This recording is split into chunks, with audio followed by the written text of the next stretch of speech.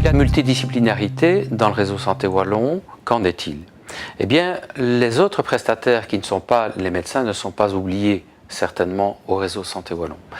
Depuis peu, ceux-ci peuvent également, via le portail, accéder à des données de santé de patients, mais également participer au partage de données. Je vais dire par là qu'ils ont la capacité, dès maintenant, de déposer des données de santé concernant leurs propres patients.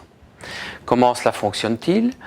Jusqu'à présent, les prestataires non médecins vont utiliser le portail du réseau Santé Wallon pour s'identifier sur celui-ci, créer des liens thérapeutiques avec leurs patients.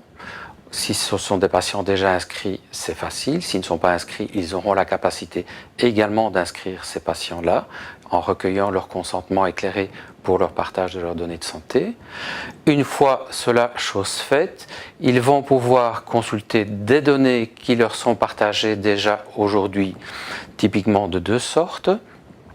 D'une part, des données venant d'autres prestataires de leur rang, va-t-on dire, c'est-à-dire que des infirmières vont pouvoir consulter des données issues de l'hôpital.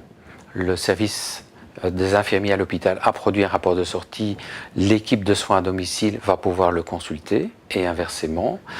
Par ailleurs, autre type de données qu'ils vont pouvoir consulter, ce sont des données partagées, par exemple, par les médecins. On va parler directement des données de trajet de soins qui leur sont partagées. Autre type de données accessibles pour les prestataires que sont les infirmiers, les pharmaciens, les dentistes et les sages-femmes. On parle ici du schéma de médication. Depuis peu, en effet, ces prestataires peuvent consulter le schéma de médication d'un patient avec lequel, bien entendu, ils ont un lien thérapeutique. Ce schéma de médication est en fait un extrait du sommaire du médecin généraliste. C'est la situation aujourd'hui.